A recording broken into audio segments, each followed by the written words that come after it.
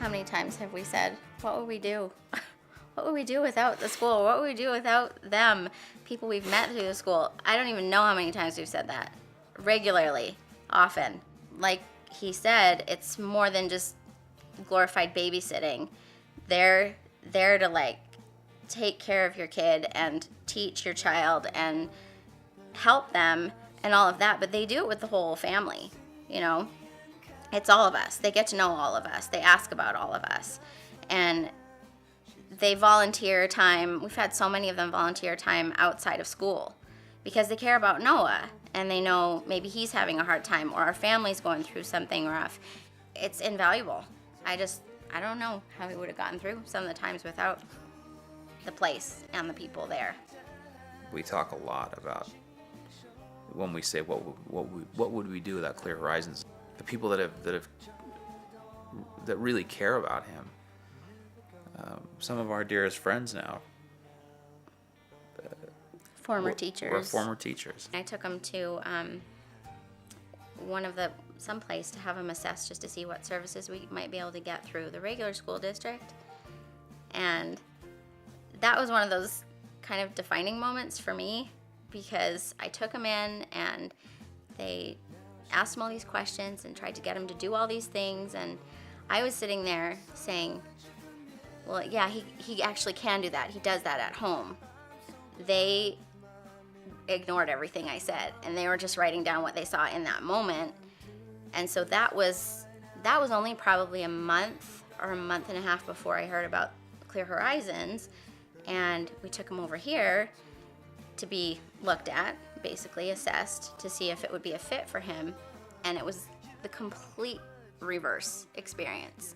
We went into the classroom, I saw teachers interacting with the kids and looking them in the eye and doing really what were obviously really specific activities to each child, and then they spent time with Noah and looked him in the eye and asked me questions about his skills and what I saw at home and what he could and couldn't do. And it was just so glaringly different that I came out of there and I remember I was just in tears on the way home because I'm like, that's what I want for my son.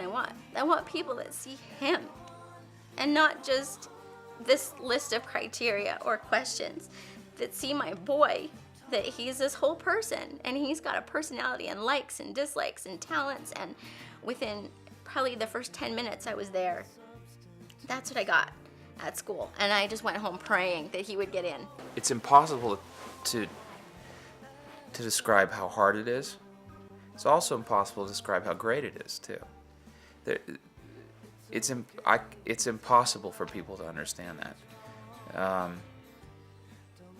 because it's a lot of work. It's not just physical effort. It's emotional and mental effort that's constant whenever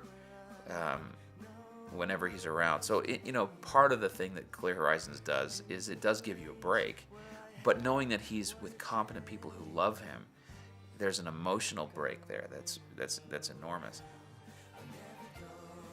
They're changing people's lives.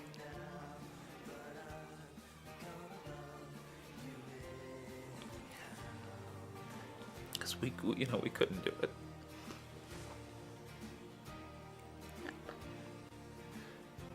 Changing, and not just the kids.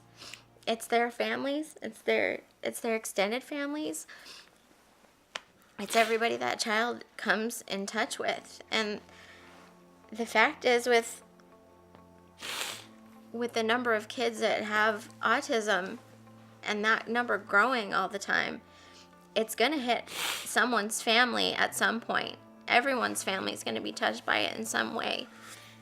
And you can't measure what that help does for us. There's no way we couldn't pay what it would cost to educate him and to have him at Clear Horizons ourselves. We couldn't do it.